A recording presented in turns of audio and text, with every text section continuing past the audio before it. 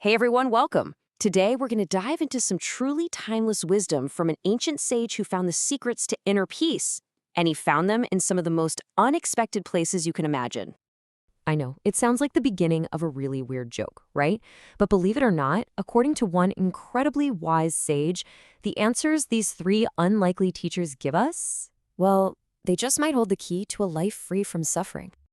So, the star of our story is this ancient sage, a brāhmaṇa, who had this core belief. If you only learn from one teacher, your knowledge is never really complete. So what did he do? He made the entire world his classroom, wandering around and learning from everything and everyone, treating life itself as his ultimate guide. Okay, so his first big lesson comes from just watching a vulture. He sees this bird circling overhead, desperately clinging to something it found. And in that simple, everyday scene, he saw this powerful metaphor for all of human suffering. And this observation led him to a huge realization. The very things we chase after, the possessions we think will make us happy, they're so often the real source of our pain. And he saw this idea play out, literally, right there in the sky above him. So he sees this vulture flying with a piece of meat it just scored. And your first thought might be, hey, good for him, he won. But what happened next revealed a much deeper truth. See, because the vulture had something valuable, it immediately became a target. All these other stronger birds that had nothing to lose, they were totally free and powerful, and they just attacked it from all sides relentlessly. That prize the vulture was holding on to so tightly, it had become its greatest burden. So what did the vulture do? It just let go. It dropped the piece of meat. And in that one single moment of release, everything changed. The attack stopped, all the other birds swarmed the meat on the ground, and our vulture just flew away, totally unburdened and at peace. You see, happiness wasn't in getting the prize. It was in the freedom of releasing it. So the sage now gets this whole idea of peace through letting go of external things. But his next lesson was about a totally different kind of burden, the noise that we create for ourselves. This time, the sage watches a young woman. She's all by herself, getting a meal ready for some suitors who are about to visit. And as she's working, husking rice, the bracelets, the bangles on her wrists are just clattering against each other, making this constant, distracting noise. With a whole bunch of bangles, there was just constant clashing and noise. And the sage saw this as a perfect metaphor for society. You put a lot of people together and conflict, some kind of clashing is pretty much inevitable. So, this clever woman starts taking off the bangles one by one until only 2 are left. But even with just 2, as she worked, they'd still hit each other every now and then. There was still a quarrel, even if it was a lot smaller. And then, finally, she removes one more, leaving just a single, solitary bangle on her wrist. And with that, perfect silence, total peace. A single bangle makes no noise. It moves without any conflict. And that was the lesson. The sage realized that real peace often comes from a kind of solitude. And it's not about being physically lonely, but about finding an inner state that's free from all that clashing and noise. We have to learn to be like that single, silent bangle.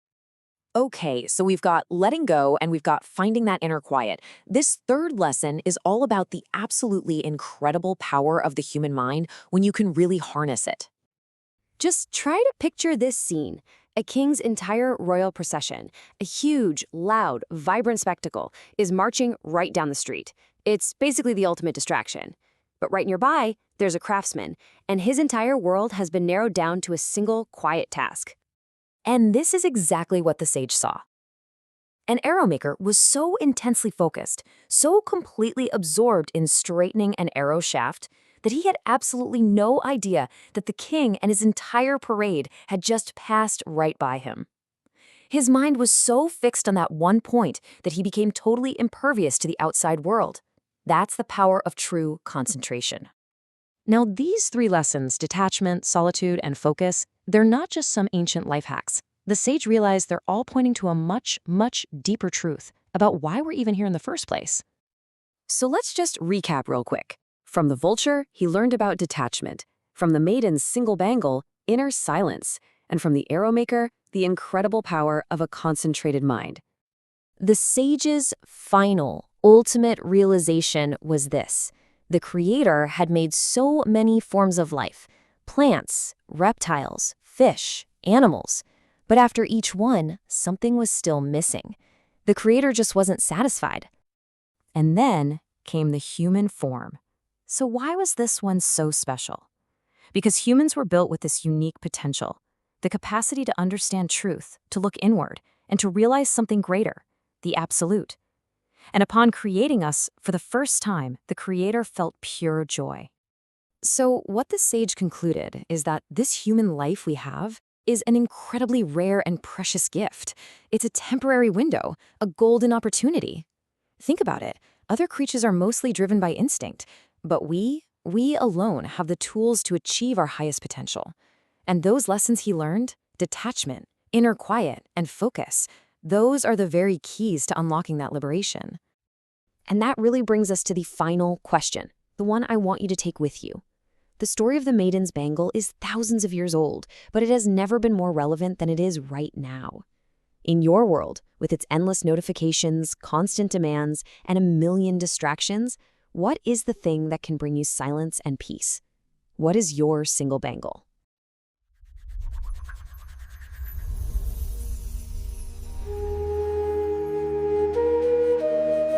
Welcome back to the Deep Dive. Today, we're really diving into something special for you, the learner. You've brought us these fascinating philosophical sources, specifically this, well, incredibly dense ancient text. Right, the discourse of the Avadhūta brāhmaṇa to King Yadu. Exactly. And our mission today is to pull out the core lessons from this dialogue. It's really a roadmap, isn't it, on how to live a life, free from anxiety and full of what the text calls anantam sukham, unlimited happiness. Unlimited happiness, that's the goal. And what really hooked me is that this brāhmaṇa, he's an Avadhūta. Which means one who has shaken off everything. He's learned directly from the world. Yes, his teachers weren't academics in robes. They were like a vulture. A vulture, a young woman, an arrow maker. Incredible. So we're exploring how looking closely at the world around you can lead to profound internal liberation. And it's very practical stuff. This isn't just abstract theory. It's a section from the Śrīmad Bhāgavatam, but it frames a really distilled, almost like a survival guide, philosophy for the seeker. A survival guide for bliss. I like that. It's about detachment, yes, but framed as essential, not just, a nice idea. And he backs it up with these observable examples. So hopefully we can translate that ancient wisdom into something really usable for you today. Okay, let's jump right in. Part 1, the core problem. The Avadhūta starts with a real bombshell, especially for, modern life. He does. Parigraho haidukaya. Straight up. Possession is the cause of suffering. Right. And he specifically adds, even the things priyatamam. The things most dear to us. Our favorite things, maybe even relationships. Anything we cherish, anything we hold on to tightly, that's the source of dukkha, of misery. It's a really stark opening. It sets up his whole argument. If holding on causes pain, then letting go must be the path to its opposite, which leads him to the akiniknan. The one who has nothing, the penniless one. Or maybe better, the unattached one, the person who isn't defined by what they possess. And he says the vidvan, the wise person who gets to this state. They attain anantam sukham, unlimited happiness. Exactly. Detachment isn't just recommended. It's presented as the prerequisite for bliss. That is so counterintuitive to, everything around us. We're told security comes from possessions, status, connections. He's telling King Yadu, a powerful king, mind you, that chasing those very things is what guarantees you'll be miserable. It makes you rethink possession, doesn't it? It's not just the physical stuff. Oh, absolutely. Think about the mental load, your reputation, your online profile, your career status. The constant effort to maintain it all. Right. The anxiety about losing it. That's the paragraph 2. It's the holding on, the mental energy spent guarding it that creates the suffering. Not necessarily the losing it, but the fear of losing it. Okay, that distinction is huge. Suffering from holding, not from lacking. Precisely. And he immediately gives this incredibly graphic example to prove it. The vulture and the flesh. This is really vivid. So he observes this vulture, a kunaram, holding a piece of meat, samyam. Okay. The second it has that meat, that resource, boom, it becomes a target. Ah, right. Because others want it too. Exactly. Stronger predators, the ones who don't have meat, the Balino Yiniramian, they immediately attack it. So possessing the very thing it needs makes it vulnerable. It's not a peaceful meal, it's instant conflict. A constant battle. And how does the story resolve? How does the vulture find peace? It has to let go, right? Instantly. The moment the vulture drops the amium, the meat, the object of attachment, The conflict stops. immediately. The attackers, having nothing to fight over anymore, just disperse. And the text says, the vulture sukhasamavindata, it found peace, happiness. Wow. So the external fight just evaporates when the internal clinging stops. That's the lesson. If you find yourself constantly under attack, metaphorically speaking. Like in arguments, rivalries. Yeah, the question isn't just, who's fighting me? It's, what am I holding on to so tightly that it makes me a target? Like that promotion or needing to be right or even just some gossip. Any kind of flesh, letting go removes the target. Security, paradoxically, comes from becoming niramyo, having nothing that others feel they need to fight you for. Okay, so that's the external lesson from the vulture. Then the Brahman talks about his own state, how he lives this. Yes, he describes himself as basically immune to public opinion, unconcerned with manavamano, honor or dishonor. Wandering like a child, Bhagavat, finding joy only in the self, Atmakresh. Which sounds lovely, but also maybe a bit detached from reality. Well, this leads him to define two types of people who actually achieve this state of bliss, this freedom from anxiety, Sintaya Mukta. Right. Two types immersed in paramananda, supreme bliss. The first one is, interesting, the Vimo Jatho Bala. The innocent, maybe even dull simpleton. The child. They're free because they just don't get it. They don't understand the rules of the game, the pressures. Exactly. It's freedom through ignorance, through innocence. They're not burdened because the complexities just wash over them. But that's not really an option for us, is it? Once you know, you can't unknow. Precisely. That path is closed to you, the learner. So the second path is the one we're aiming for. Which is The realized sage. The one who has consciously gone karya paradgata, beyond the modes of material nature. Goodness, passion, ignorance. so it's freedom achieved through wisdom, through Yeah. understanding and transcending those forces. Exactly. Both might look similar on the outside, unconcerned, but one is accidental, the other is engineered through knowledge and practice. So our goal, listening to this, isn't to become naive, but to use wisdom to actively dismantle the attachments and anxieties, arriving at that same peaceful state. That's the path of the Vidvan. Engineered liberation, not accidental peace. And once he establishes why detachment is key for external peace. Like the vulture. Right. He then moves on to the next layer. How to cultivate the internal peace needed to actually benefit from that lack of external conflict. Okay, part 2. This is where it gets really practical, I think. The lesson from the young maiden, the Kumari. It's a beautiful little story, so simple, but the insight is huge. So set the scene for us. Okay, this young woman is home alone. Her family, her bantu, are out. Some suitors arrive unexpectedly. Right, men seeking her hand in marriage, Vian. And she needs to prepare food for them, specifically husk some rice, shellin. But she wants to do it discreetly, in seclusion, rahasi. Okay, so she's trying to be focused and private. Yes, but as she's pounding the rice, a necessary task, there's a problem. The noise. The noise. She's wearing several shell bangles, shakha, on each arm, and as she works, they clash together, making this fana mahat, a loud sound. Which ruins the seclusion, the quiet focus she needed. Exactly. The text says she found the noise jugupsitam, improper, even shameful vyuta. It was drawing attention when she wanted none. It was compromising her task. It's a great metaphor for any kind of distraction, Yeah. really. The side effects of our own actions getting in the way. Totally. So what does she do? She's practical, she's embarrassed by the noise, and she starts breaking the bangles off, ekaikasha, one by one. Systematically. Very. First, she tries leaving just 2 on each arm. Devout. Still noisy. The text emphasizes this. Gru. Even just 2 things interacting creates friction, creates sound, disrupts the silence. That's the key insight, isn't it? Even 2 is too many for perfect focus. It seems so, because then she breaks 1 more, leaving only ikam, a single bangle on each wrist. And then, Ikasman nahavad dvanyo. From the one, there was no sound. Perfect silence. Perfect focus achieved. wow. So the lesson is, be alone like a single bangle. That's the principle the brāhmaṇa extracts. He says he learned this upadeshan, this instruction, while he was wandering, trying to understand lokatatva vivitsaya, the truth of social existence. Okay, but hang on. How does that work for us? I mean, most people listening have families, jobs, commitments. We can't just become hermits. That's a fair challenge, and I don't think he's necessarily saying everyone must literally live alone forever. He's revealing a principle about friction. What's the principle then? Because he does say, where many live, basa bayuna, there are quarrels, kalahu. Right. And even between just two, the vaya api, there's still varta, conversation, disagreement, noise, interaction. So the principle is?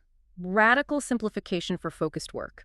If you want to achieve something profound, whether it's deep work or meditation or solving a complex problem, you have to minimize the interacting variable. Reduce the clashing bangles. Exactly. Even one other person, one other major task, one other notification alert, it introduces that potential for varta, for the clash, the distraction. The single bangle isn't just about being physically alone, it's about achieving singularity of focus. Creating philosophical solitude, you could say, even within a busy life. I think that's a great way to put it. It's an argument for minimizing interactions when deep focus or peace is the goal. It's like the ultimate productivity hack from ancient wisdom. Reduce the variables to one for profound results. Singleness of purpose. That's it. The maiden needed silence for her task. The seeker needs internal silence for self-realization. The brāhmana is showing the king and us how to engineer that silence. All right, so we've got detachment from things causing external conflict, like the vulture learned. Yeah. And we've got creating an environment of minimal friction, minimal noise, like the maiden with her single bangle. Check. So now you have this space, this quiet. What do you do with it?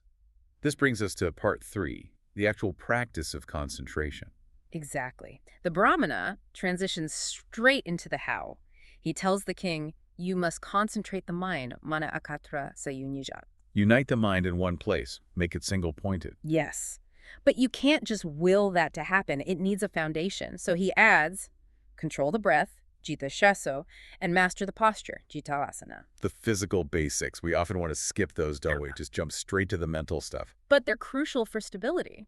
A restless body or chaotic breath means a restless mind. You need that physical stillness first. Okay, posture and breath controlled, then what? How do you actually unify the mind? He gives 2 essential tools. It's like the 2 wings you need to fly. First, the yoga of detachment, vairagya. Which we've already talked about, letting go of the attachments, the meat, the extra bangles. Exactly. And second, steady practice, abhyasa. Yeah. You have to actively, consistently work at it. It's not passive. Not at all. And it has to be done atantrata. Without laziness, without fatigue, it requires vigilance, constant, gentle, but firm effort. Well, that sounds demanding. Vairagya and abhyasa, done without laziness. What's the result? Why go through all that effort? Shloka 12 gives you the payoff. When the mind achieves the stability, when it has labdhapadam found its footing, Yes. it starts to gradually release the karma rain. The dust of fruitive activities. That's such a great image. Like sediment settling out of cloudy water. Isn't it? It's not a violent scrubbing. It's a natural clarification that happens when the agitation stops. And how does that clarification happen? What's the mechanism? This is where he brings in the gunas, the modes of nature we touched on earlier. To get rid of that dust, you need to increase sattvam. Goodness, clarity, balance, light. Right.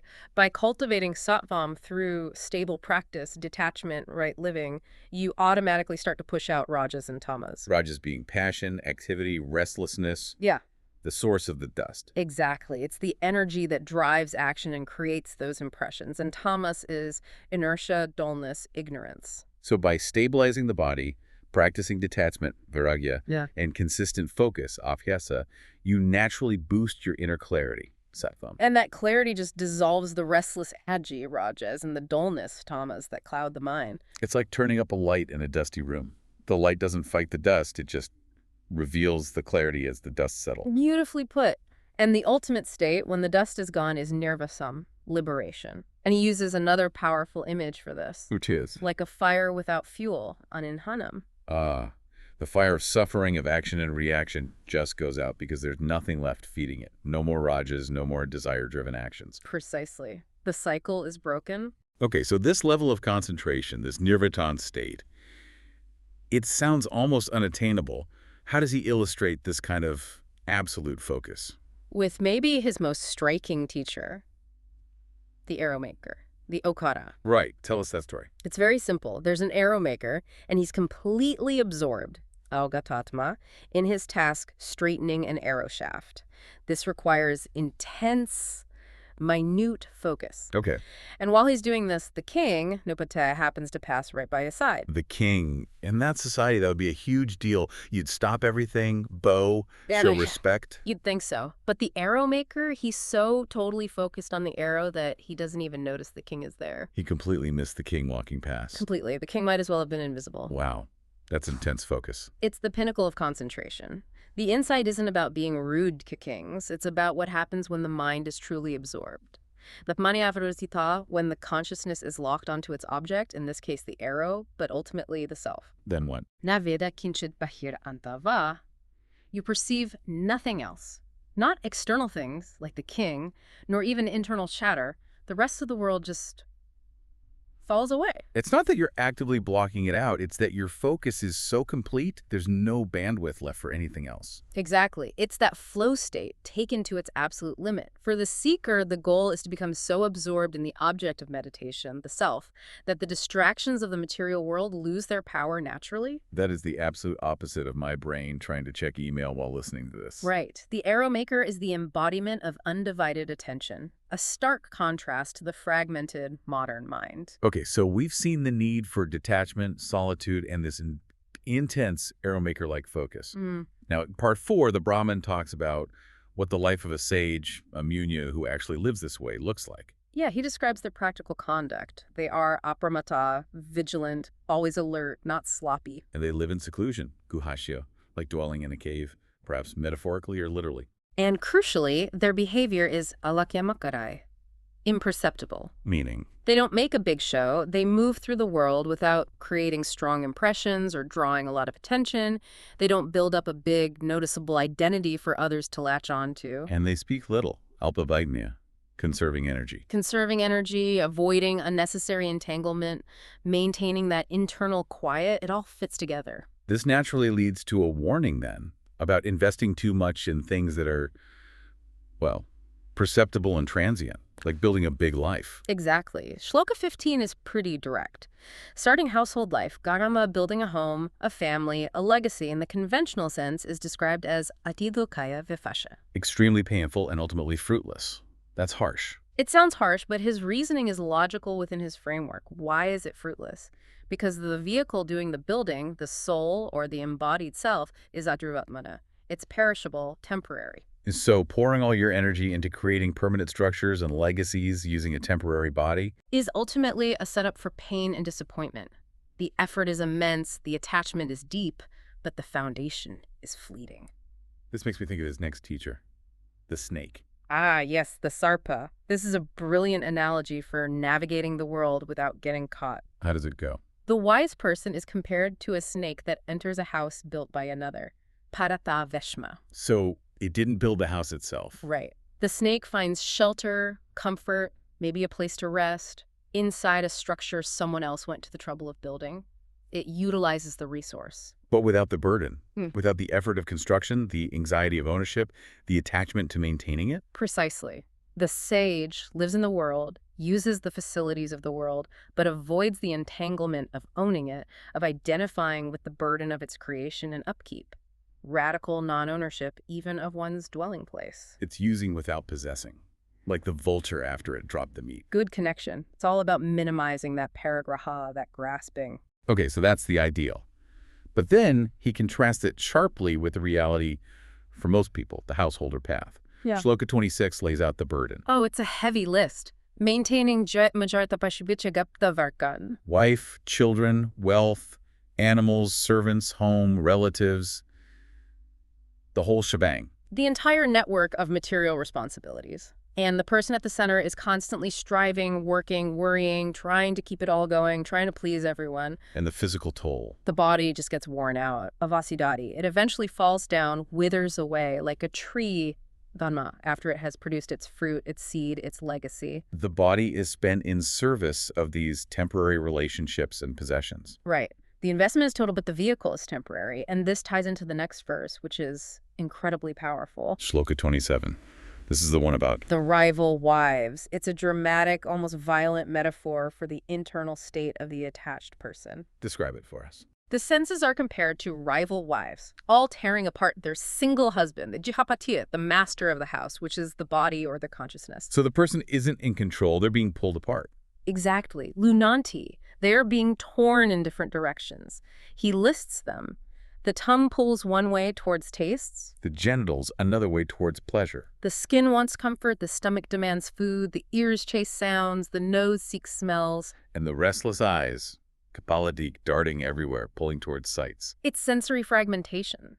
The consciousness isn't unified like the arrow makers. It's being ripped into pieces by competing demands. Each sense acts like a demanding spouse wanting its needs met right now. That sounds like modern life. Constant notifications, desires, distractions pulling us every which way. Burnout, basically. It's the definition of anxiety and overwhelm described thousands of years ago. The person is just the exhausted battleground for these competing sensory demands. What a contrast to the arrow maker's focused peace. Okay, so this picture of material chaos, it sets the stage for looking beyond it, right? To the eternal source. Yes.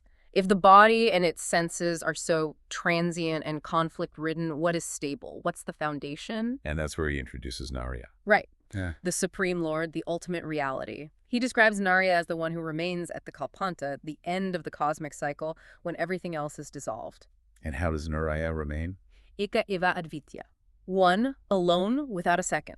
The single, non-dual reality behind all the multiplicities. That's the ultimate single bangle, then. The ultimate unity. In a sense, yes. And realizing this oneness, merging with it, that's the state of kaivalya, liberation. How is that state described? Shloka 18 calls it nirupadika, pure, unconditioned by any material limits or definitions. And it's kevala anupava ananda sandoha. Meaning? The complete embodiment of bliss derives solely from self-realization.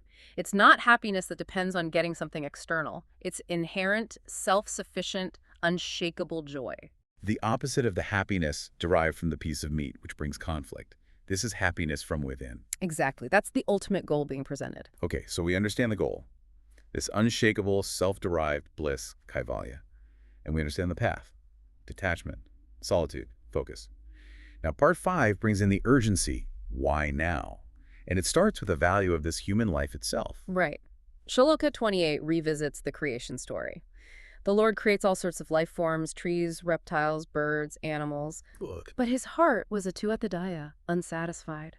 Something was missing. What was missing? The capacity for realization. It was only when he created the human form, Prudhavataya, that he finally felt joy, mudatapatava. Why? What's special about the human form? It's endowed with brahmavalokatinam. The intelligence, the cognitive ability to perceive or realize Brahman, the absolute truth. Exactly. Of all the forms of life, only humans have this specific hardware, this potential for profound self-awareness and philosophical inquiry. That really puts our existence in perspective. This ability isn't just a given. It's the unique feature that apparently satisfied the Creator. And that makes this human birth incredibly precious. The text calls it Sudurlabham, very difficult to attain, very rare. And Arthadam, it bestows the highest purpose, the means to achieve that ultimate goal of liberation. But there's a catch. Even though it's precious and purposeful, it's also anityam. Temporary. Fleeting. Right. Which creates this profound sense of urgency. This leads directly into the core advice in Shloka 29. What does he tell the king and us?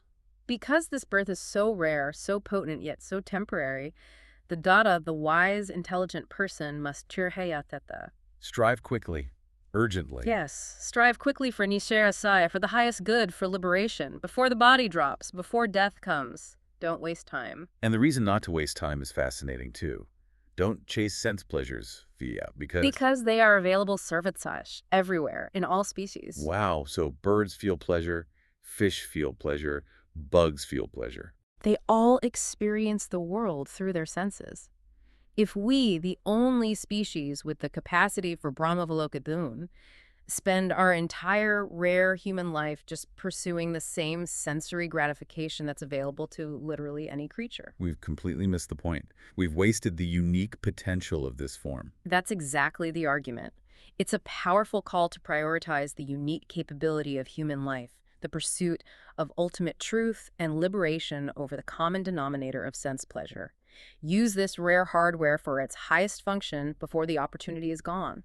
This urgency ties back beautifully, then, to how Brahman learned all this, his conclusion about his teachers. Yes, why didn't he just stick to one guru, one scripture? Why the vulture, the maiden, the snake, the arrow maker, the earth, the sky? He addresses that directly, doesn't he? He does in Shloka 31, and it's a crucial insight, especially for you, the learner, engaged in this kind of deep dive. He says that knowledge received from only one teacher, ikasmat guru, Will be complete. it won't become susira syat supulkalam, it won't be stable, well-established, and fully complete or abundant. You need multiple perspectives to get a robust, stable understanding, like building something with cross braces. Exactly.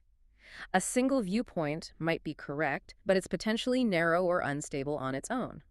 He points out that the ultimate reality, the Advitya Brahman, is described Avadhūta ofi. In many ways, by many different sages. Right. So to truly grasp it, you need to integrate the lessons from diverse sources.